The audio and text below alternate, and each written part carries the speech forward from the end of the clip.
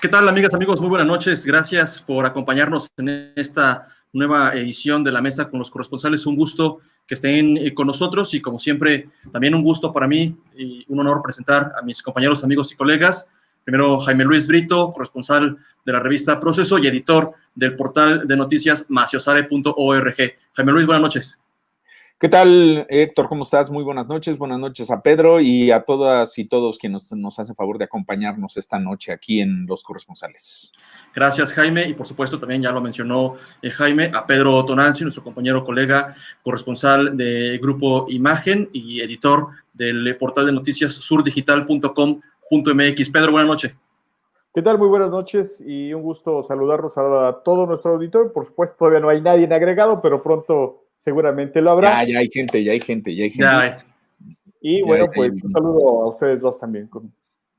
Gracias. Incluso ya está comentarios, Pedro, Jaime. Mi nombre es Héctor Raúl González y, como les decía, gracias por acompañarnos. Estaremos esperando a lo largo de esta transmisión sus comentarios para leerlos, para preparar también la agenda de la próxima semana con lo que ustedes nos propongan. Por supuesto, la voz y la opinión más importante, como siempre decimos, es la de todos ustedes. Hoy tenemos una agenda también para platicar de lo que nos parece han sido los temas más importantes en la agenda informativa justamente a lo largo de esta semana. Y bueno, me gustaría dejarle a la voz a Jaime Luis Brito para que presente el tema con el que vamos a abrir esta noche. Jaime. Bueno, pues gracias, insisto, gracias a toda la gente que se está conectando y que el día de hoy pues nos está acompañando esta noche. Por algunas causas de fuerza mayor tuvimos que pasar la transmisión del día de ayer jueves al día de hoy viernes, pero bueno, ya estamos aquí. Al final de cuentas, justamente en estas fechas es cuando de pronto más problemas hay para este tipo de transmisiones por el tema de las lluvias y de la energía eléctrica, pero bueno, vamos a más, gracias de todas maneras por sumarse a este espacio. A lo largo de esta semana, el diario Reforma particularmente ha estado publicando una serie de informaciones, de notas periodísticas que retoman aquella investigación denominada la Operación Primavera, una investigación que está llevando a cabo la Unidad de Inteligencia Financiera de la Secretaría de Hacienda del Gobierno Federal en contra de funcionarios en el Círculo Rojo del gobierno de Cuauhtémoc Blanco Bravo, el gobierno del estado de Morelos o el gobernador del estado de Morelos. Bueno, pues el diario Reforma, esta investigación habría concluido, bueno, habría dado paso más bien a una denuncia ante la Fiscalía General de la República, misma que fue presentada el 17 de marzo pasado. Esta denuncia es presunta por los presuntos delitos de lavado de dinero, así como de transferencias injustificadas y algunas ilícitas.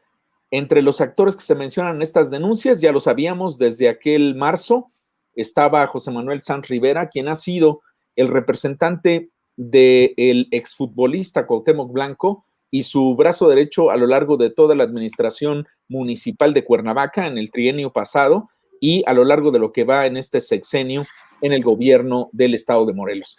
José Manuel Sanz Rivera, de hecho, no tuvo que incluso que decir, bueno, que tuvo que dar la cara de alguna manera en algún momento en marzo. El gobernador primero dijo que era una información, que no había dado nombres, etcétera. Luego tuvo que aceptar que esto estaba ocurriendo y finalmente el 19 de marzo estuvo aquí Santiago Nieto para firmar un convenio con el gobierno de Cuauhtémoc Blanco, quien durante la conferencia de prensa de la firma de este convenio se le preguntó directamente si se estaba investigando a José Manuel Sanz Rivera y él dijo que sí.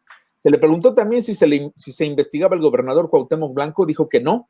Lo que no dijo y lo que no le preguntamos en ese momento fue si había otros funcionarios que estaban siendo investigados. Junto a Santiago Nieto estaba el secretario de gobierno, Pablo Ojeda Cárdenas, quien de hecho está involucrado en esta investigación.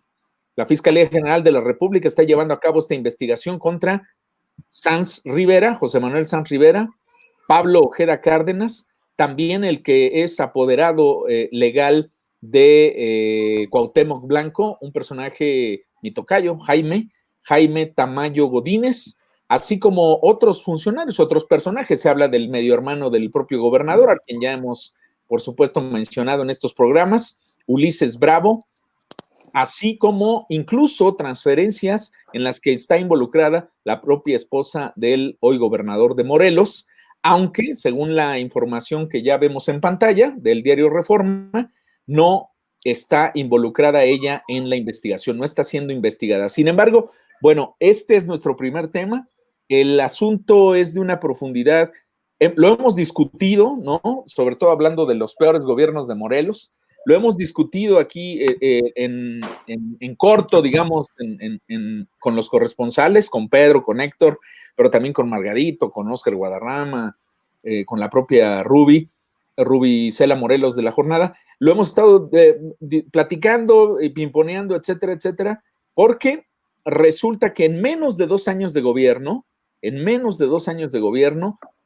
todo el círculo cercano, los hombres poderosos alrededor de Cuauhtémoc Blanco, José Manuel Sanz Rivera, Pablo Ojeda Cárdenas, además cabezas de 2 de los grupos que están en pugna por el poder y los negocios al interior del gobierno, ya están bajo la lupa con el reflector de la Fiscalía General de la República por, escúchelo bien, delitos de lavado de dinero o presuntos delitos de lavado de dinero, así como de transferencias millonarias, irregulares, anómalas, injustificadas, de lo que se hablaba en marzo pasado era de algo así como 650 millones de pesos que había transferido José Manuel Sanz Rivera a cuentas que tienen en Suiza. Así que esto es, digamos, el primer tema que queremos poner sobre la mesa, será seguramente el tema más importante de esta noche, y bueno, pues tienen la palabra, ahí está puesto el contexto.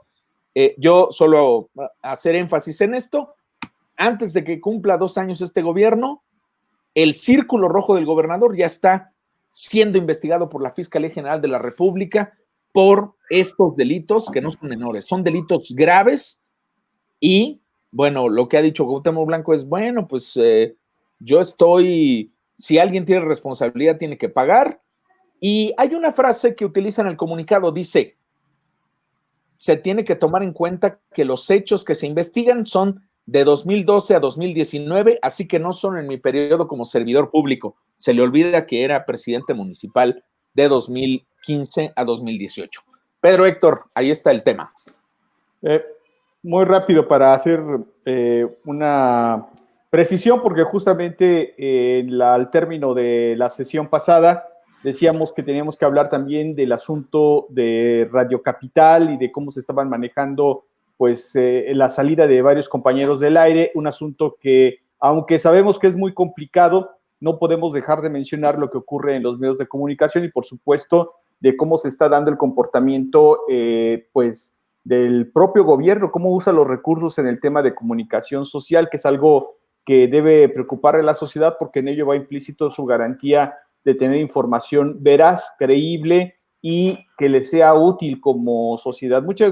Entiendo que este gobierno, bueno, el federal se ha encargado de generar campañas para desacreditar, pero básicamente mucha de la información que hoy se tiene al alcance, que se tiene a la mano, no es generada o no va bajo el criterio del gobierno federal ni estatal, sino es información que hacen los medios de comunicación lo posible para acercarla a la gente, y la gente está tomando decisiones en virtud de la información que se está haciendo llegar. Hay una frase que utiliza Excelsior que me gusta mucho cómo lo está usando, información veraz y contra las noticias falsas. Es importante, sobre todo en esta época de noticias falsas, de estas plataformas digitales que se están distribuyendo, que pongamos énfasis en que los medios de comunicación tradicionales tienen cierta estructura y rigidez para llevar a cabo una información, confirmación, veracidad, prácticamente todos aquellos elementos que se requieren para que la información no produzca un efecto contraproducente en la sociedad. Es por eso es que nos detenemos un momento, hacemos alto y decimos, en este asunto obtuvimos 3 testimonios, el de Teodoro Rentería, el de Juan José Arrece, que por cierto está conectado, y básicamente lo que coinciden es en visualizar un personaje que no está mencionado en estas investigaciones, pero que forma parte de este círculo de funcionarios que está moviendo el dinero dentro del gabinete de Cuauhtémoc Blanco. Él es Víctor Mercado. Entendemos que, bueno, pues ahora, además de ser el secretario de Movilidad y Transporte, lo que está haciendo, pues también es operar la comunicación. ¿Qué es lo que están haciendo? Básicamente, comprando radiodifusoras y siendo empresarios en los medios de comunicación, pero empresarios, así hasta yo, ¿no? Digo, con el dinero del gobierno y con el dinero del pueblo, es muy fácil ser empresarios. Esto es lo que decía la Cuarta Transformación, que iba a terminar. Y se iba a terminar al momento en que llegara esta nueva propuesta ideológica y política. Bueno, pues no es así. Lo estamos viendo. Que además, esos funcionarios no son nuevos. Estos vienen desde hace 30, 40 años haciendo exactamente lo mismo. Y bueno, pues son muy hábiles, eso hay que reconocerlo. Han podido brincar de un lado para otro y mantenerse en este círculo de poder y finalmente haciendo lo que saben hacer. Se han hecho ricos prácticamente de la nada y han amasado pues importantes cantidades de dinero. Hoy lo que están haciendo es alquilar y comprar las radiodifusoras y con ello están también sacando a periodistas críticos del aire. Un segundo personaje, Alejandro Villarreal Gasca, siempre denunciado, nunca sancionado, el alquimista por tradición, el contador, el que arregla presupuestos, el que tapa hoyos, el que hace que las cuentas, el que hace que 5 más 5 sean 15 o sean 20 o sea lo que el señor gobernador quiera. Y este es un personaje que no debemos de perder de vista. Yo hacía un comentario en las redes sociales y decía, en cuanto vaya a un hospital y se pregunte por qué no hay medicinas, por qué no hay servicio eficiente, por qué no hay doctores, bueno, pues empecemos a entender que esto parte de algo, el uso no apropiado y no correcto del presupuesto. Ponerlo en papel puede salir efectivamente legal, no es ético, pero en la realidad, cuando un ciudadano se enfrenta a la realidad, a ir a una consulta y a pedir su medicina, a pedir auxilio y que no llegue la policía porque no tiene gasolina o porque no hay elementos, bueno, ahí es donde vemos que el presupuesto no está funcionando. ¿Y por qué me refiero a esto? Al empezar, porque simple y sencillamente de lo que estamos hablando en el caso Primavera es que en tan corto tiempo estamos viendo que hay una maquinaria dentro del gabinete de Cuauhtémoc Blanco, que lo único que está llegando o lo único que llegó a hacer de forma inmediata es a sustraer el presupuesto de forma ilícita. Yo diría, aquí habría que esperarnos y ver las conclusiones. Yo no creo que esta Cuarta Transformación tenga la decisión de sancionar. Yo creo que lo vamos a ver pasar, lo están utilizando como una medida política para forzar a algo o a alguien a que tome una decisión en vísperas del proceso electoral que se avecina en el 2021, pero definitivamente no creo que a 3 meses de que se anunció el pasado 4 de marzo, hoy no hay un solo detenido, no hay un solo denunciado, ni siquiera han sido separados del cargo quienes han sido mencionados en estas investigaciones. Y es algo que tenemos que poner sobre la mesa porque el que lo haya dicho el presidente no quiere decir que efectivamente se cumpla. Es un discurso, el discurso preferido del presidente, pero que en los hechos no se está plasmando. El combate a la corrupción, tenemos casos como el de Manuel Butler, tenemos casos como el de Zoe Robledo y no ha pasado absolutamente nada, pese que está demostrada las irregularidades en las que han caído estos personajes. No creo que pase nada en el caso del gobernador del estado.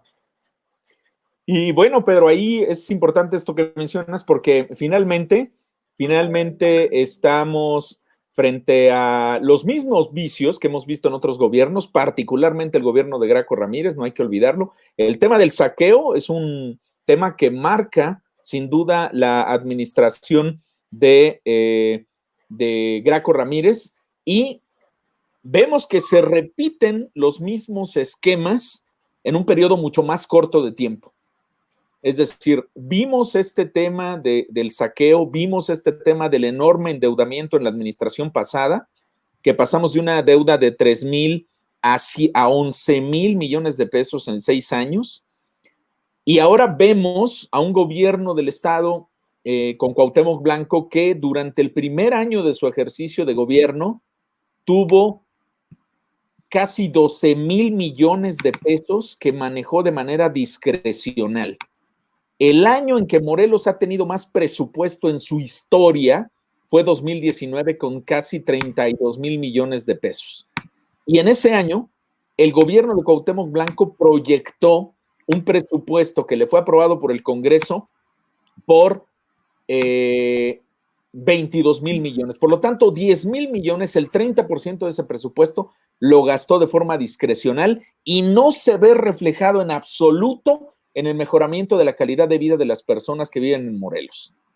Eso es por una parte. La otra parte es el tratamiento a los medios de comunicación. No hay que olvidar que Graco Ramírez, junto con su equipo, con su círculo rojo, también utilizó una serie de estrategias para el control de los medios de comunicación. El tema del maiceo fue un tema fundamental que hizo que los medios de comunicación estuvieran permanentemente en vilo en la dependencia de los recursos públicos del gobierno del Estado y que esto sirviera como una especie de cuña en el manejo de la información política.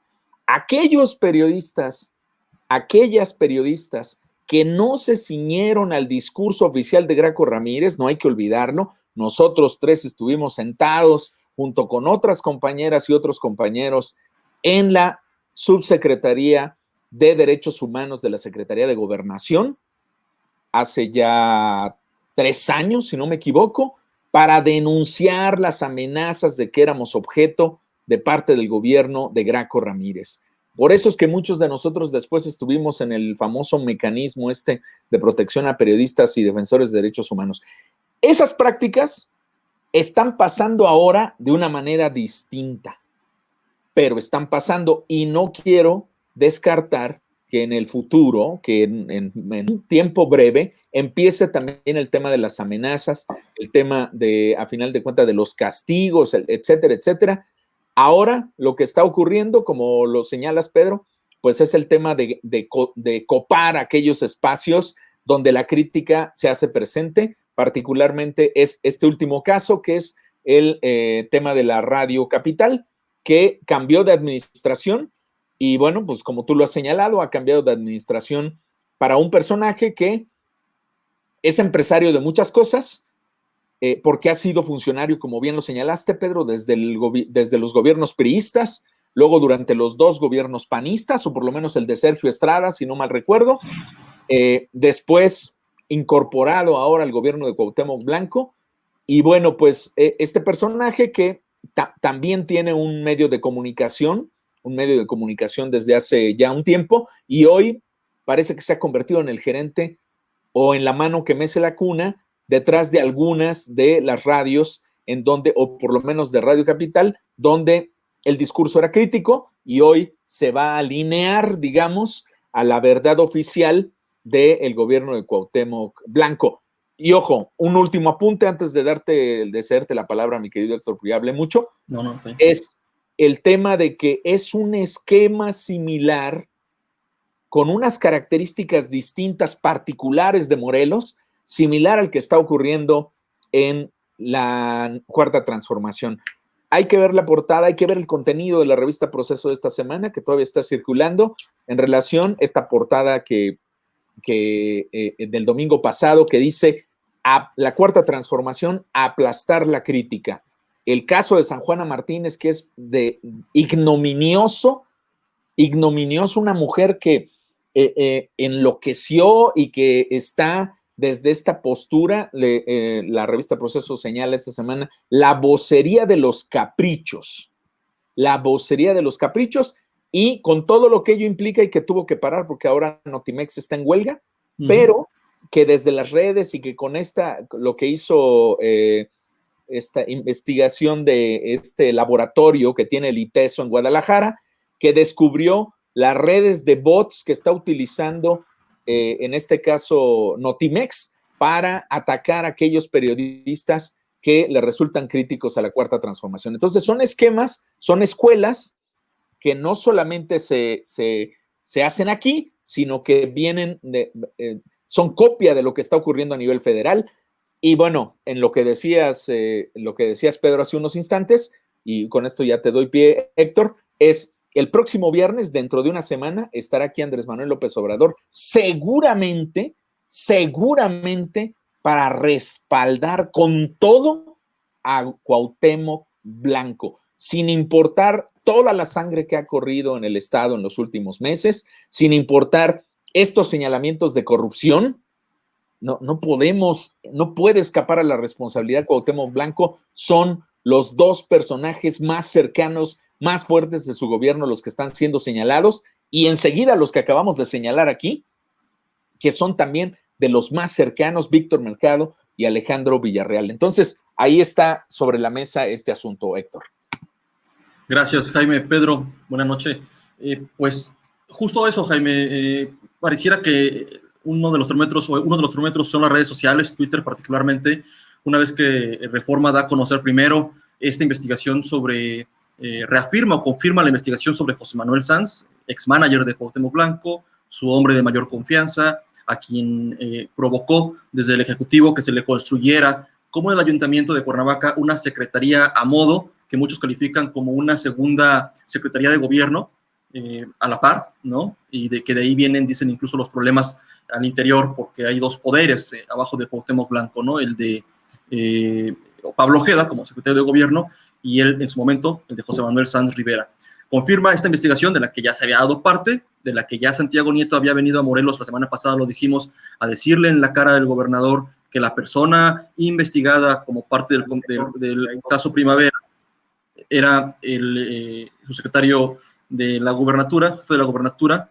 Agrega otros personajes, bien lo dices, el apoderado legal de esta marca Cuauhtemiña, de Cuauhtémoc Blanco, también señalado o investigado por movimientos bancarios altos de varios cientos de miles de pesos, también transferencias hechas por el secretario particular de Cuauhtémoc Blanco, que es su primo, a cuentas, y allí es donde aparece el nombre de la esposa del gobernador, Natalia Resende, aunque ella no es investigada, por lo menos es lo que señala el periódico Reforma. Y también vuelven a mencionar el nombre de este empresario morelense, restaurantero, que también ocupa un cargo en el área de economía del gobierno del estado, que fue un familiar de él quien le vende una casa a José Manuel Sanz a un precio muy por debajo de lo que estaba evaluada, y es lo que está investigando esta dependencia federal, la Unidad de Inteligencia Financiera de la Secretaría de Hacienda. Viene un comunicado por parte del gobierno del estado, como lo señalas, Jaime, tratando de deslindarse del caso, un comunicado que como estrategia de comunicación fallido, porque lo único que hace desde mi punto de vista es confirmar la investigación, ratifica que hay una investigación, y bien lo dices, Jaime, así lo señala el comunicado, que data de hace varios años, lo cual me parece que así date de 1990, pues ¿cuál es la diferencia? Hoy ocupan puestos públicos y la investigación se está realizando en este momento cuando ellos son servidores públicos. Entonces, me parece que independientemente de cuándo haya iniciado, no le resta valor. Un comunicado muy mal hecho. Y la respuesta que tiene el equipo de estrategia del gobernador es sacarlo de la residencia oficial, a repartir despensas a taxistas, a saludarlos, a hacer lo que siempre hace, tomarse las selfies con la gente que lo sigue idolatrando como futbolista mexicano. Eso nadie se lo resta, nadie se lo quita, es un ídolo del fútbol nacional, y bueno, esa es la estrategia de comunicación.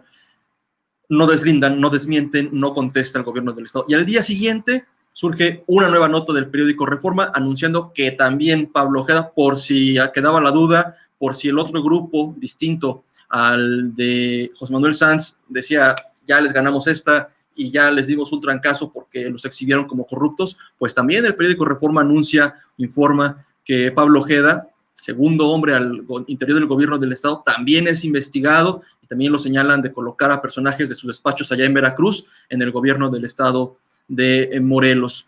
Ahí ya no hubo respuesta por parte del gobierno del estado, no hubo nada que decir, me parece, y hoy justamente le preguntan al presidente de la República, Andrés Manuel López Obrador, sobre esta investigación, y pareciera que a los opositores, a los críticos del gobierno de Cuauhtémoc Blanco, pues les da alas, porque es una respuesta del presidente López Obrador diciendo que él no va a proteger corruptos, que no va a haber impunidad, sea quien sea, lo cual pareciera que es un mensaje dedicado a Cuauhtémoc Blanco, pero coincido contigo, Jaime, la próxima semana vamos a ver al presidente de la República dándole palmaditas en la espalda al gobernador, diciéndole que no está solo, y bueno, la pregunta entonces es, ¿por qué el jefe, el titular, el SAR anticorrupción de la Unidad de Inteligencia Financiera, Santiago Nieto, revela o filtra, porque al final lo que obtiene Reforma son filtraciones de estas investigaciones, las tienen a la vista para poderlas publicar?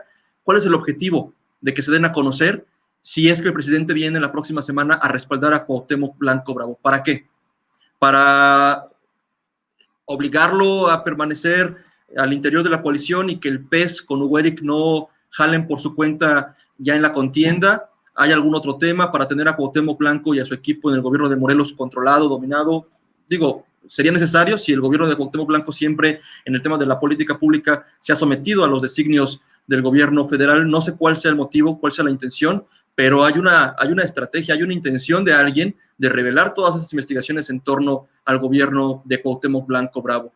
Yo cierro este comentario, esta parte, de mi parte, con tanto enarboló Cuauhtémoc Blanco la bandera de meter a la cárcel a Graco Ramírez. Fue prácticamente, Jaime Pedro, su única propuesta de campaña, meter a la cárcel a Graco Ramírez. Y lo único, lo dije la semana pasada, que han hecho en ese sentido es interponer una denuncia ante la Fiscalía General de la República. Y ya, que ahí está, como mero trámite, como mero requisito, como una denuncia de hechos que no ha avanzado, que no ha procesado. Vemos a Graco Ramírez en sus redes sociales feliz, sin problema, disfrutando de la vida y seguramente de los millones que presuntamente se robó de las arcas morelenses.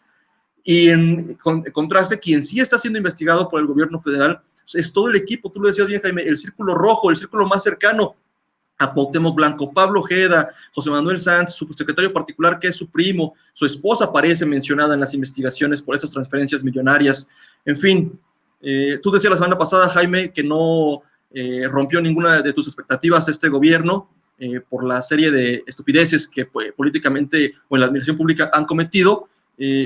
No sé si esta parte de la corrupción sí es para sorprenderse de que quien se decía un ciudadano que vino de abajo y un empresario del fútbol, al final de cuentas, como es Cuauhtémoc Blanco, pues permeó la idea de que él no iba a robar, de que él no iba a cometer actos ilícitos, y pues me parece que, de acuerdo con lo que se ha informado, su equipo está más cercano a un proceso penal, a un juicio, que la propia gente de Graco Ramírez, que toda la ha librado, está prácticamente en la calle, salvo un funcionario de la Secretaría de Movilidad y Transporte, ¿no? El director de Transportes, que sí ha enfrentado un proceso penal más serio, digamos, que está en la cárcel por la venta de concesiones presuntamente, pero fuera de eso, ni Patricia Izquierdo, es más, ni José Manuel Agüero Tobar, ni prácticamente ningún aliado de Graco Ramírez está en esas circunstancias. Platicaba con gente cercana a Hortensia Figueroa, y a pesar de que hay una denuncia en su contra, la exdiputada, pues también están sin problema atendiendo sus negocios ahora privados en la región sur del estado. Entonces, yo no me la creo.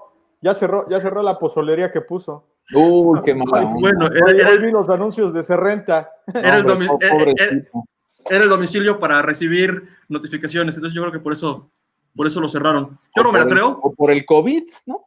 Más bien, yo creo que muchos negocios están tronando y lamentablemente entre ellos, pues cayó el de Hortensia Figueroa, a quien como compañera del PRD, no compañera que yo sea militante del PRD, pero como ella como militante del PRD, la conocí muy bien y le tengo gran aprecio, a pesar de que no coincidimos en su etapa como legisladora, le tengo gran aprecio y sé que admiro mucho el periodo en el que se ofreció como escudo humano para acompañar a los zapatistas en su recorrido por Morelos. Con esa parte de Hortensia me quedo yo, la recuerdo mucho y le tengo gran aprecio por ese espíritu de juventud que tuvo. Yo la recuerdo más por la decisión de permitir que en el panteón de la Pedro Amaro, en Jojutla, inhumaran, no clandestinamente, lo aprobaron, ¿no? Aprobaron que se enterraran ahí 37 cuerpos y al final fueron 108 restos humanos los que fueron sacados hace 4 años y todavía esto no termina, ¿eh? Así que sí, bueno, la gente muta, ¿no? Tiene transformaciones, sí. La cuarta, la quinta o la sexta transformación de pronto de la gente sí está canijo. Entonces, Yo respeto lo que dices, nomás nomás me gustaría subrayar, ¿no? Que también hay otras partes que son muy jodidas de Hortensia y del personaje ese con el que se unió, que también era un personaje bastante violento, ¿no? Aunque era el que se supone que estaba al frente del famosísimo mecanismo de protección para periodistas aquí en el estado de Morelos. Sí, no, nunca por ahí. Yo no me la creo. Yo dudo mucho que vaya a haber una sanción real, seria, penal, que procesen, digamos, a los colaboradores de Cuauhtémoc Blanco Bravo, si hay políticos en el país que aparentemente han hecho cosas peores e incluso salen de la cárcel, ¿no? Recientemente se les otorga el beneficio de irse a prisión domiciliaria, como es el exgobernador de Quintana Roo, que asegura fue por medio de la intervención de un alto funcionario del gobierno de Andrés Manuel López Obrador. Yo no me la creo. Pues le puso varo a su campaña. No me la creo. Igual que el gobernador de Veracruz. Igual que el gobernador de Veracruz. Y sale con su foto todavía comiendo frijolitos aquí. Dicen que en la cárcel mandaba a su secretario, que siempre lo tenía al lado, por Ayecapista, que era lo que más le gustaba. Porque hay que decir, Pedro, que estuvo en el Centro Federal de Readaptación Psicosocial en Ayala, internado este exgobernador. De ahí salió, nada más que pues esta vez no hubo quien avisara y con todo este tema del COVID, pues está muy estrecho. Ya no fue posible darle seguimiento. Pero sí, efectivamente de ahí lo sacaron. Así es, ahí tenía ya algunos años, ¿no? Tenía por lo menos 2 o 3 años, ¿no? Estuvo entrando y saliendo de ahí. Hay que recordar que es una cárcel que no es cárcel, que es un hospital. Su habitación tendría como aproximadamente entre 8 y 10 metros cuadrados para una sola persona. Tenía un área de baño para cambiarse y tener objetos de ejercicio. Hay una zona amplia para hacer deporte, esparcirse y un jardín. Prácticamente van las personas que, en teoría, están tan enfermas que requieren atención especial para poder pues pasar prácticamente sus últimos días. En teoría no ocurre así y en teoría ha sido el sitio preferido de todos los políticos y de quien pueda pagar. Estoy hablando hasta gente del narcotráfico que prefiere pasar ahí sus últimos días o prefiere ahí cumplir su condena porque las condiciones en las que pasa el tiempo en esa cárcel, pues no es una cárcel, es en realidad un hospital que aplica la prisión, las medidas, pues, para privación de la libertad. De privación de la libertad. Sí, muy bien. Pues hablando de justamente del tema de la privación ilegal de la libertad, esta semana también nos enteramos de esta noticia. Resulta que el abogado de Betsabe, la hoy viuda de Alfonso Isaac Gamboa Lozano, un exfuncionario de la Secretaría de Hacienda y, como usted sabe, que fue asesinado aquí en Temisco con otros 4 integrantes de su familia en el fraccionamiento de Las Brisas el pasado 21 de mayo, pues este personaje, su viuda, fue detenida, y hablamos mucho de este asunto la semana pasada, por ser supuestamente la principal responsable del asesinato, un asesinato que tendría un móvil pasional según la fiscalía, a partir de la compra de un supuesto seguro de vida que habría por ahí y la coaligación o la complicidad más bien de esta mujer con algunos ex elementos de la Marina que funcionaban como sus escoltas en algún momento, pues habrían asesinado a estos personajes, a esta familia. Bueno, pues el abogado dijo esta semana que toda la investigación, esto que les he platicado, de el móvil, el involucramiento de Betsabe y de otros personajes, estaba basada en el testimonio de una mujer que también estaba involucrada en el asunto. Es ahí donde de pronto no entendemos, porque se habla del involucramiento de 6 personas, Betsabe, el que fuera su compañero sentimental y 4 marinos o 4 ex elementos de la Marina que fueron los que directamente fueron y asesinaron a estas personas. Bueno, pues el abogado, al que vemos en pantalla, dijo esta semana que habría una 6ª persona, es decir, 7ª persona involucrada, una mujer a la que se le conoce con el nombre de Yasmín o Jazmín, pero que no la encuentran. O sea, rindió su declaración, le dijeron, oiga, pues no se vaya, ¿no? Por ahí quédese. La mujer se fue y no aparece. Y a partir de esto, esta investigación se puede caer. Tiene tiempo, digamos, la fiscalía, le quedan 7 semanas, digamos, porque el juez dio 2 meses, ya pasó una semana de esto. Para encontrarla. Porque si, como dice el abogado, la investigación está sustentada en este testimonio y no la encuentran, pues efectivamente se les puede caer toda esta trama que nos vendieron la semana pasada. Y bueno, Pedro, Héctor, pues esta es una muestra más de que las cosas no han cambiado en la fiscalía o han cambiado para que todo siga igual. Y hay que decir con precisión cómo está este asunto, porque lo más aberrante es que el Ministerio Público, esta mujer, corrijo, para que nos entienda la gente que nos hace el favor de vernos y escucharnos, esta mujer iba en el auto acompañando a los sicarios. Ella se da cuenta que van con armas, que entran y asesinan a una familia, huyen del lugar y abandonan el vehículo. Esta mujer en todo momento va en el vehículo y llega frente a un ministerio público del estado de Morelos. Entiendo que ante un ministerio público de la unidad antisecuestros, porque es quien detiene a esta mujer, es decir, a cargo de Adriana Pineda Fernández. Y le dicen, usted estuvo ahí, y a ver, cuéntenos, pues, ¿qué fue lo que pasó, doñita? ¿Qué pasó, Yasmín? No, pues es que yo vi cuando le llevan con las armas, mataron a la familia y la abandonaron. Pues fíjese, qué chido, porque nos ayuda a esclarecer todo aquí, y mañana nuestro gobernador se va a presentar diciendo que somos los más picudos del planeta y aclarando el asunto. Pero tenga nuestro teléfono y estamos en contacto con usted. ¿Perdón? No se vaya muy lejos. ¿Qué pasó? Cometió un delito, que no mamen. Cometió un delito, estuvo ahí, atestiguó un delito. No lo atestiguó. Participó. Fue parte de un delito. ¿En qué momento la fiscalía pone a alguien que no le sube el agua al tinaco y no dice, oye, a ver, agentes, por favor, hagan favor de acompañar a la señorita en este momento, después de que terminó su declaración, queda en calidad de detenida? Creo que eso sería... Yo creo que lo que debió haber pasado es que, porque hasta donde entiendo todavía no existe la figura de testigo protegido en el Estado, a menos que alguno de los colegas me corrija, pero hasta donde entiendo no funciona esta figura.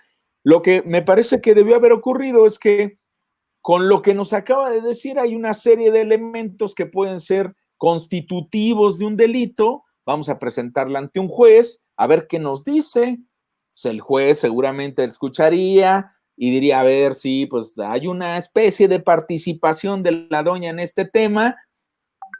¿Qué piden, no? Pues prisión preventiva, o que venga a firmar, o quítele el pasaporte, lo que quieras. Hay una serie de medidas cautelares que se toman justamente para esto, cuando existen elementos, justamente, no sé, creo que Pedro fue a consultar ahorita el código, a ver si porque a lo mejor si estás en lo correcto. Lo que es bueno, ¿no? Lo que es bueno, Pedro preocupado por esta situación. Entonces, que se presentara ante el juez y el juez determinara las medidas cautelares. Digo, finalmente, de eso se trata el nuevo sistema de justicia penal. El problema, y es ahí donde viene el asunto, es justamente lo que señala Pedro, pues no hacer nada, ¿no?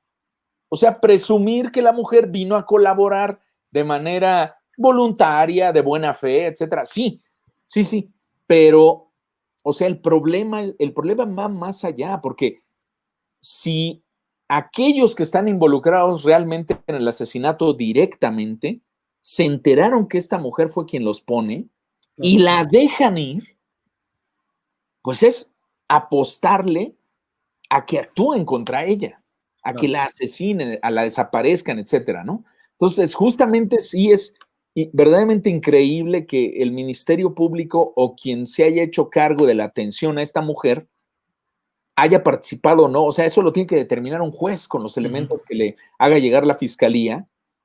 Claro. Que la hayan dejado ir sabiendo que eso pone en riesgo su vida y por supuesto pone en riesgo toda la investigación. Lo que no cuenta Pedro Jaime, y que cuenta el abogado en esta entrevista que hicieron Óscar Guadarrama y Pedro Tonantzin al abogado de Betsabe, viuda de la principal víctima, digamos, de este multihomicidio, es que recordarás que fue hallado un vehículo abandonado en el que presuntamente huyeron estos sicarios o los asesinos. Sí, en este vehículo, un vehículo Renault, si no me equivoco, azul, con placas del Estado de México. Ajá. Al interior de ese vehículo encontraron un celular los agentes de la policía ministerial. Marcan a un número y es el número de Yasmín. Y Yasmín, que es parte de lo que cuestiona el abogado defensor, cómo alguien que participa en estos hechos como con un sentido común contesta el teléfono de la persona que pues encabezó, digamos, que participó en este multihomicidio y responde y dice, bueno, oiga, y le dicen, fíjese que somos policías, y encontramos este teléfono en el coche abandonado del multihomicidio, del crimen, y dice, sí, yo iba ahí, yo estaba con ellos, y dice, oiga, no quisiera venir a declarar.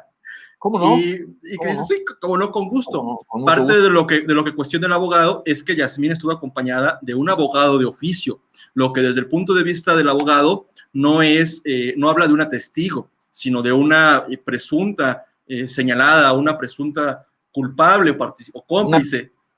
Una indiciada, ni imputada, señalada, acusada. Una persona de interés, creo que esa es la figura que... Lo que dice el abogado es que si fuera un testigo, no requeriría un abogado de oficio. Sin embargo, para que su presunto testimonio tuviera validez jurídica, tendría que estar acompañado de un abogado de oficio. Así fue. Y efectivamente, eso pasó. Terminando la entrevista, la declaración donde ella narra cómo llegan y señala que fulana de tal, o sea, Betsabe, participó y comploteó para hacer este homicidio, reconoce, de acuerdo con el abogado de Betsabe, que no la conoce, que no sabe quién es, no sabe cómo es, nunca la ha visto en su vida, y sin embargo, en la declaración que está sentada en la carpeta de investigación por parte de Yasmín, la señala como integrante de este grupo, de este equipo de malandros que asesinó al exfuncionario federal.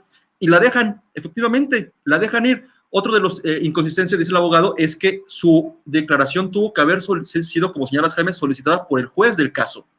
Los agentes del Ministerio Público no pudieron ir después de la llamada telefónica por ella a decirle, oye, ven, acompáñanos. Tendrían que haber presentado la petición al juez y el juez solicitar la orden o de presentación o de aprehensión en su caso para que fuera llevada a declarar. La dejan ir, y cuando el abogado defensor de Betsabe se da cuenta en la carpeta de investigación de que existe esta declaración, le dice a la fiscalía, está bien, yo quiero entrevistarla, quiero hablar con ella, pues como parte del juicio. Y ahí es cuando le dice el agente del Ministerio Público, es que no sabemos dónde está porque vive en el Estado de México. ¿Y qué cree? Ya no la tenemos. Pues que está en cuarentena en algún lado. No. Esa es la declaración y por supuesto yo quisiera que contrastáramos en la imaginación esta escena en la que la llamada telefónica y oye, yo soy Yasmín y participé. Pero realmente, a ver, ¿realmente ustedes creen, a ver, a la gente que está conectada, a nuestros amigos y amigas, realmente un policía te habla y te dice, oiga, fíjese que encontramos aquí un teléfono y estaba el suyo, su número, ¿cómo se llama? Oiga, ¿y dónde vive? Oiga, ¿podríamos ir a visitarlo? Sí, claro. Sí.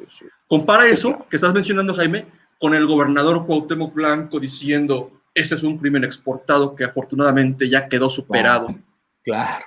Esa es la situación. Claro. Me viene a la mente el conflicto con el comandante de la policía de Cuautla, en aquel corralón de autos o taller donde irrumpieron y que señalaron que había protección primero dicen de los comandantes de la CES, y luego señalaron al policía de ser el corrupto que daba protección a un grupo. Recordarás que Comunicación del Gobierno del Estado generó unas fotografías y se habló de un ataque ahí con armas y demás, y las armas con las que presuntamente sometieron, recordarán las fotografías, a 4 o 6 personas que se encontraban en el taller, era un revólver oxidado contra un arma automática que tenían los presuntas víctimas. Así de ilógico es la justicia o la aplicación de la justicia en el estado de Morelos, de ese tamaño. O sea, Y a eso me refería, Jaime, Pedro, cuando la semana pasada yo les decía, o antepasada, que me preocupaba mucho que la Fiscalía de la Ciudad de México y la Fiscalía General de la República fueran cómplices de esta historia armada, creada, inventada, no sé, estirada por lo menos, para cuadrar algunos elementos, porque yo me sentía todavía en algunos años anteriores con la confianza de que si en el Estado había un tema de injusticia hacia mi persona, pues tendría la confianza de recurrir a alguna autoridad federal. Como Jaime lo señalabas bien, lo hicimos en el sexenio pasado de Graco Ramírez, acudiendo con el ex subsecretario de Derechos Humanos, Roberto Campa, que al final de cuentas intervino desde su cargo público para que Graco Ramírez bajara un poco el hostigamiento en contra de los reporteros que habíamos acudido a SDP. Hoy no me siento con esa confianza, con esa herramienta de poder echar mano de la autoridad federal, de la autoridad, digo, que la circunstancia lo ameritara, de la Ciudad de México, porque me parece que si se prestaron a esto que tú irónicamente describes, Jaime, como esta llamada, que así lo narra, ¿no? Una llamada telefónica diciéndole a una copartícipe del hecho delictivo, cuéntanos qué pasó por teléfono, ¿no? Ah, sí, te platico y es más, voy, ¿no? Que faltaba más, faltaba menos.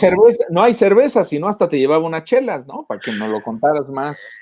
Esa es una radiografía, esa es otra radiografía de la aplicación de la justicia en el Estado. Y otro caso, la cartulina de Samir. O sea, ponle una... Yo me imagino, o sea, y estoy especulando, esto no es periodístico, pero estoy especulando como ciudadano. Oye, mataron a Samir, un dirigente social querido, apreciado por toda la comunidad en la zona oriente, opositor. Yo imagino una frase, ponle una cartulina. Ponle una cartulina, ahí déjale, oiga, pero no coinciden los tiempos, tú ponle una cartulina y mañana salimos en la mañana a decir que fue el crimen organizado, y la cartulina no, la desaparece, la borras. Por cierto, quien dijo que era parte del crimen organizado ese homicidio, Hugo Eric Flores, quien ayer circuló un video, una entrevista que hizo Dulce Maya de la Jornada Morelos a este superdelegado, criticando a los morelenses, porque no dialogamos, dice. No sé si quieran tocar así rápidamente ese tema. Pues yo cuando escuché esa frase, lo primero que vine, pues es karma, maestro, porque los que no quisieron dialogar durante más de un año fueron ellos la cerrazón, la estulticia y la soberbia con la que se han conducido. Lo que acarreó fue precisamente la respuesta de los 19 alcaldes, que me imagino es a lo que se refiere Hugo Eric Flores, es precisamente una respuesta a lo que ya han estado recibiendo por parte tanto del gobernador de Morelos, su círculo más cercano, sus operadores políticos y el propio delegado federal. Es una cerrazón, una soberbia, y ahora se dice sorprendido que los morelenses no quieren dialogar, pues les ha cerrado la puerta. ¿Cuántas veces los alcaldes pidieron que les apoyaran con el tema de la reducción de su presupuesto y no les hicieron, no los recibieron siquiera, Pedro? Pero creo que va más allá, ¿eh? Creo que va más allá. Creo que también se quiere referir iba a decir el idiota en el sentido, como lo he señalado aquí. Académico. Idiota. No, en el sentido de la etimología de la palabra idiota, que significa alguien que no está interesado en el asunto público, en el asunto que nos interesa a todos, sino en sus propios intereses, ¿no? Entonces, creo que a lo que se refería también es a su incapacidad para operar y para dialogar con las comunidades. Les voy a explicar en un minuto cómo dialoga este señor. Después del tema Samir, después de la consulta, esta consulta de caricatura que hizo el gobierno de Andrés Manuel López Obrador, como todas las que ha hecho, hay que decirlo, después de esa consulta de febrero del año 2019, unos días después de que mataron a Samir, unas horas después de que mataron a Samir, bueno, después de esa consulta, Eric con una buena runfla del gabinete de Cuauhtémoc Blanco, algunos delegados, se supone que ya no va a haber delegados, pero ahí hay delegados de secretarías y demás, a dialogar con la gente de Huesca. Allá estuvieron en la escuela primaria, a unos metros de la termoeléctrica, y su diálogo fue llegar a decir, les traemos obra pública, ahora sí vamos a cambiar Huesca. En el momento en que Tere Castellanos y otra banda que estaba ahí, que se opone a la termoeléctrica, comenzaron a cuestionar los permisos, el problema del ruido, la afectación a los niños del kinder, no hay que olvidar que la termoeléctrica está a menos de 20 metros del kinder y frente a la escuela. Enfrente. Enfrente está también otra escuela, etcétera. Bueno, cuando comenzaron a cuestionarle esto, se cerraron y comenzaron las amenazas veladas. Ese es el diálogo al que estaba acostumbrado Hugo Eric. No hay que olvidar que el tipo es un tipo que viene de unos despachos medio extraños que tuvieron que ver con la defensa de la gente que estuvo involucrada en la matanza de Acteal en Chiapas. No hay que olvidar que este personaje está identificado con todos los sectores más conservadores, esos sí son conservadores, no los que alude siempre Andrés Manuel, que son sus críticos, no todos somos conservadores, señor. Pero este personaje sí viene de estas áreas. Entonces, el diálogo al que se refiere es ese, la amenaza velada, la amenaza a los alcaldes, ¿no? Los alcaldes denunciaron que Hugo Eric también participó en las amenazas. Entonces, ¿ese es el diálogo que quiere? No, señor, a ese diálogo definitivamente no estamos acostumbrados, cabrón. Ya ha habido mucha gente que ha venido a eso, así que se puede ir Dilo. a Palenque, cabrón. O sea, a la chingada, allá al rancho de Andrés Manuel, si cree que ese es el diálogo. O sea, ahora resulta que un cabrón que tiene 15 días viviendo aquí va a venir a decir que los morelenses no están acostumbrados al diálogo. ¿Está usted? Pendejo, todo muy feo. Cerrado, señor. Está usted cerrado, porque no es eso. ¿Cómo dice el peje? Obnubilado, ¿no? Obnubilado. O sea, no solamente son los alcaldes, también son las comunidades que lo tienen bien medido. Yo he tenido comunicación ahí con gente del gobierno federal y una de las grandes preocupaciones es ¿qué vamos a hacer con Huesca? Porque este cabrón no opera nada.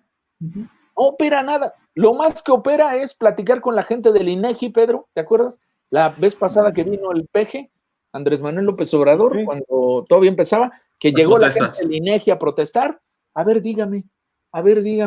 Oiga, señor, necesitamos esto. Híjole, señora, eso no lo podemos hacer. Esa es el tamaño de la operación del superdelegado del gobierno federal en Morelos. O sea, nada. O la amenaza velada, ¿no? La amenaza. Que por cierto, me dijeron que ayer, luego de que fue rechazada por la mayoría de alcaldes esta reforma, el gobernador, me dicen, a petición o a sugerencia del diputado federal Jorge Argüelles, recibió en la residencia oficial a todos los alcaldes que votaron a favor, con el fin de apapacharlos y decirles que gracias por su ayuda, pero que no pudieron y seguramente me dicen pues para acordar cómo iba a ser esta retribución, ¿no? De alguna manera por haber pues apoyado, ¿no? la intención que al final no se concretó y que estuvieron ahí en residencia oficial reunidos quienes votaron a favor, ¿no? Es una información que por ahí surgió en redes sociales y que me parece que, aunque no es la amenaza que señalas, pues habla de esta forma en la que además el presidente López Obrador ha insistido, o estás conmigo o estás en mi contra y no hay más, ¿no? O sea, si dices que no a Huesca es porque estás en contra. Pero además hay que recordar, Jaime, que el gobierno de Cuauhtémoc Blanco y gente que está con él en la administración se opuso al tema de Huesca en campaña y desde el ayuntamiento de Cuernavaca porque era una obra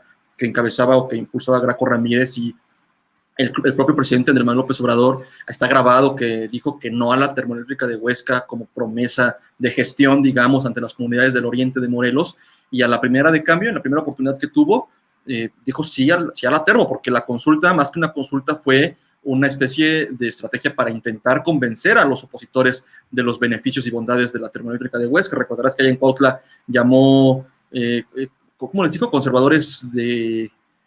a los radicales los llaman conservadores, ¿no? Radicales de izquierda, ¿no? Conservadores. No, radicales, algo así como trasnochados, un rollo así. Sí, a la gente, a Jorge Zapata, ¿no? Que estuvo con él y que le apoyó. Al propio Samir, ¿no? Samir estuvo en esa manifestación y a los 3 días fue asesinado. Totalmente, es la forma en la que opera. Y por eso, Jaime, yo te decía la semana pasada, Pedro, que a mí me preocupa más un gobierno ignorante como el de Cuauhtémoc Blanco y sus aliados. O sea, me preocupa más esta falta de sentido para resolver las cosas de Hugo Eric y de la gente que está con él, el propio Jorge Argüelles, y la gente que rodea a Cuauhtémoc y que le dice que esas son las estrategias correctas y que lo saca a repartir despensas como una respuesta a una nota informativa que de Vela, que hay investigaciones en contra de su círculo más cercano. Me parece que eso es muy grave, la falta de estrategia buena o mala, me refiero a si estemos de acuerdo o no con una política pública, como no lo estábamos con las acciones de Graco Ramírez, ¿no?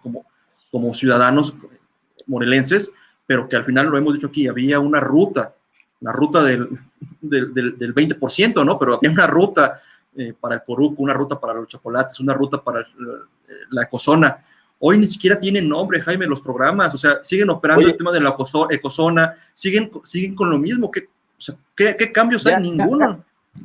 Ya comienzas a convencerme. Te voy a decir por qué sí me aterroriza cada vez más este gobierno.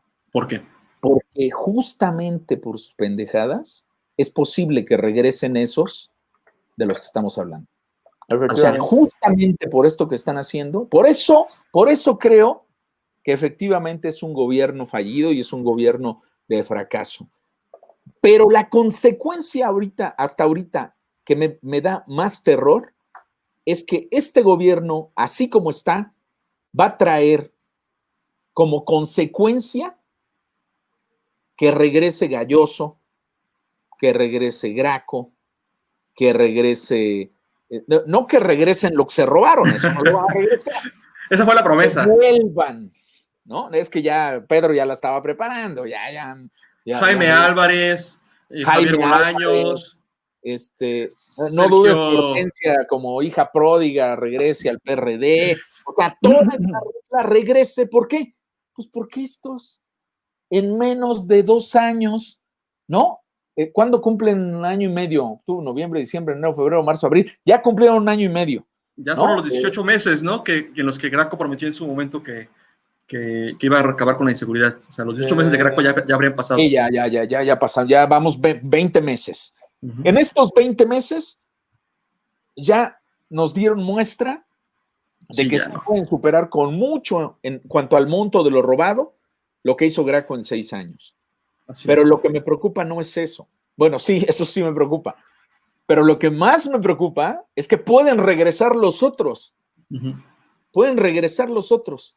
A seguir saqueando el Estado impunemente y a seguir aplicando las medidas que aplicaron a lo largo de sus 6 años. Entonces, sí, ya me estás convenciendo, pero por la consecuencia, no necesariamente por los propios hechos. El hecho. Hay un video que Pedro tiene y que espero que pronto pueda hacer público, porque en uno de los últimos, si no es que prácticamente el último evento de Graco Ramírez, y prácticamente en el último, la mitad de su sexenio, al último y único que fui en residencia oficial, ¿te acuerdas, Pedro? Allí Graco Ramírez, y quizá en ese momento no entendíamos a qué se refería, pero dijo, y por ahí debe estar, dijo, me van a extrañar.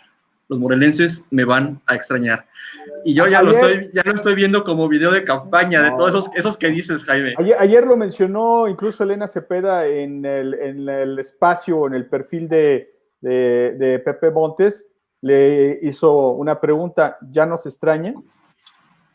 Haciendo alusión a todas las pendejadas que está cometiendo este gobierno. Efectivamente, tienes toda la razón. Yo no los extraño, ¿eh? Jaime, no, tienes toda la razón, Jaime, en cuanto a lo que está señalando.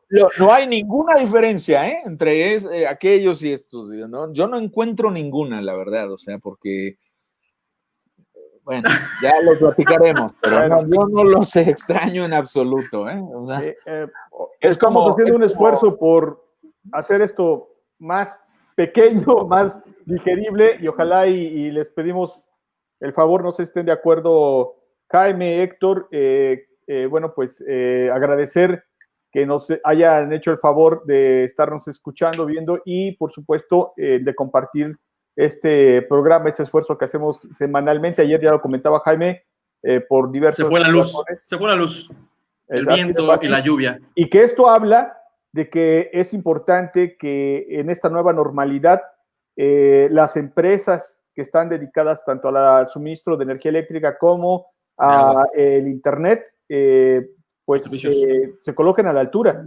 porque en el caso de nosotros, bueno, fue un programa, lo lamentamos mucho no haber estado presentes como lo habíamos propuesto con la gente que nos hace favor de vernos, pero hay quienes estaban haciendo su chamba, hay quienes estaban cumpliendo con tareas obligatorias y que lamentablemente por esta ineficiencia que tienen estos servicios es muy complicado lo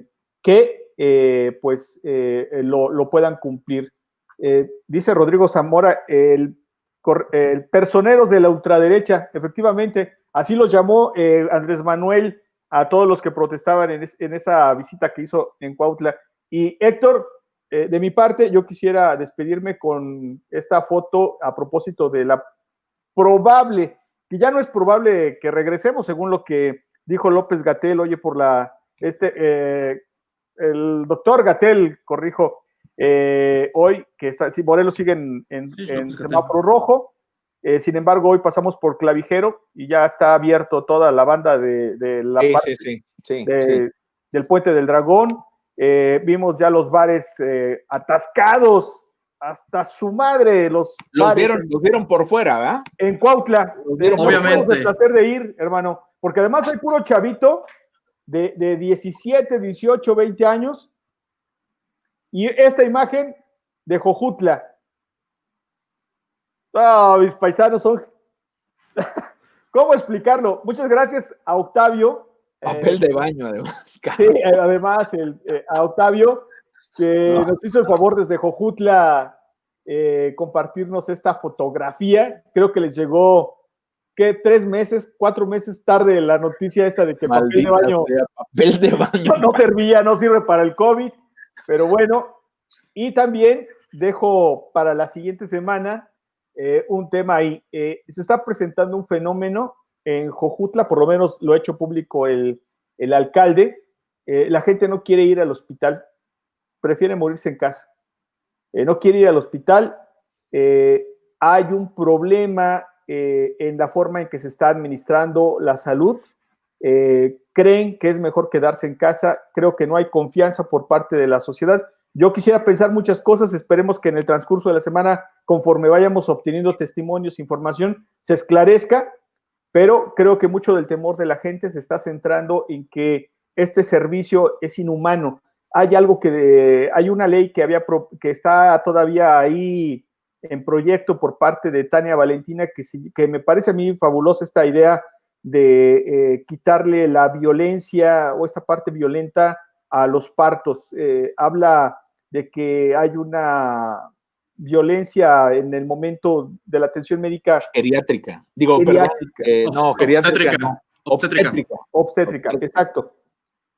Es viernes, perdón. Y me parece que eso se refleja en muchos sentidos. En el caso del COVID, creo que la responsabilidad se la dejamos por completo a las autoridades, porque a pesar de que se estaban dando cuenta con anticipación cómo se está comportando esta enfermedad, no están previendo en este protocolo que las personas quedan aisladas. Eso, en la idiosincrasia del mexicano y en la forma en que se le ha administrado la salud durante siglos, no es posible. No es posible, y menos en una sociedad como la de Jojutla. Yo creo que estamos en una época en la que esas situaciones se pueden resolver, pero se requieren recursos y creo que eso es el mayor temor que está presentando la gente, no querer ir a atenderse a los hospitales porque prácticamente queda encerrada, no tiene contactos con sus familiares y esto está impactando. También hay un boletín que me parece que se añade a lo que se está presentando, a este fenómeno. Este boletín lo generó el gobierno municipal de Cuernavaca, y es que se está presentando también un fenómeno de productos milagro y también atención médica que promete muchas cosas y que no las está cumpliendo. Hay casos de doctores privados que están actuando de forma exitosa, eso hay que decirlo también, pero hay otros que no, otros que están viéndole la cara a las personas y que las está poniendo en riesgo. Pedro, sí, yo también cierro. Si tomamos en cuenta que la secretaria de Gobernación hace unos días le dijo a W Radio que ella no usa cubreboca, que ella tiene unas gotitas que son no sé qué madres de cítricos y que se las recomendaron, y entonces ella mandó comprar para todo su personal, dijo, tómense estas cosas, ya no hay pedo, ya no hay bronca, no usamos esa madre, y va. O sea, sí, de ahí viene todo este asunto, pues. O sea, si la doña que es de las non plus ultra en materia de constitucionalismo en este país, le crea las gotitas, ¿no? Así Y es. las recomienda, pues... Las usa. Y las usa, bueno, dice que las usa, ¿eh? Yo no sé, ¿no? A lo mejor lo que se mete es esencia de marihuana, que también ya hay en gotitas, porque además la mujer es de las que promueve la legalización, la despenalización, aunque no lo ha logrado. Bueno, rápidamente. Perdón, Jaime, antes de que cierren ese tema, ¿cómo no pedir o cómo criticar desde la federación, digamos, ese tema, el de la medicina alternativa, más que alternativa, porque eso es otro calificativo, medicina pirata, digamos? Si el propio presidente de la República dice que para que no te contagies de COVID basta no mentir, no robar y no traicionar. Claro. Por lo menos la Secretaría de Gobernación se mete unas gotitas o dice que pero se mete unas gotitas. Fíjate. El presidente dice que con no robar. Fíjate lo que son las cosas, cabrón. Con no robar, no mentir. O sea que Irma Heréndira Sandoval, El director del IMSS. O sea, ¿qué se robó? Ya sé, no se robó nada. Mintió cuando exoneró a Bartlett. Claro. Por eso le dio COVID. Claro. ¿No? Al director del IMSS, después de que revelan. El director del IMSS, ¿en qué mintió? En que estaba entregando los implementos a lo de seguridad a los médicos. Por eso es que se enfermó. Así es. Digo, la lengua, cuando es larga, sirve para que se enrede uno. Bueno, Omar Sandoval, saludos. Juan José Arrece, Ángel Aldama, Jorge Brito, está escuchándonos de allá en Chicago. Fabi Reguín, saludos, Fabi. Carlos Garza, le mandamos un abrazo también. Alejandro Cruz está por aquí. Fabi Arreguín dice que esperemos que la unidad de inteligencia financiera investigue y llegue hasta las últimas consecuencias. Morelos merece un gobierno que resuelva todos los problemas. Lalo Susarrey, también le mandamos un abrazo. Rodrigo Zamora Valderrama, también estuvo por acá Adriana Figueroa, que dice que no nos preocupemos, que el tema de los ministerios públicos y de los policías es que son gente muy amable. Y Claudia TV Trujillo, que está risa y risa. Bueno, pues a todas y a todos. Jaime, hay un comentario, Jaime, que dice: el hospital móvil de Jojutla lo volverán a desmontar porque no aguantó la temporada de lluvias. ¿14 millones costó? 14. Eso dicen que 14 millones. También estuvo Mercedes Díaz, Ricardo Ortega, Oli, Nash, Reina, Beatriz Uriarte, Jorge Magos. Les mandamos abrazos y saludos, por supuesto, esta noche. Gracias, amigos. ¿Tú, Héctor, cierras con algo? Pues nada, pedirles que, como siempre, compartan esta transmisión que estará posteada en las diversas páginas de Facebook de estos tres medios de información, maciosare.org, a través de su página de Facebook, surdigital.com.mx, también a través de su página de Facebook y también en la página de Facebook de centraldenoticias.mx, por supuesto, para seguir leyendo sus comentarios, actualizando la información. Compartan, nos ayudan mucho a hacer llegar estas opiniones y esta pues esfuerzo, como decía Pedro, que hacemos por comentar la noticia de la mano de todos y todas ustedes.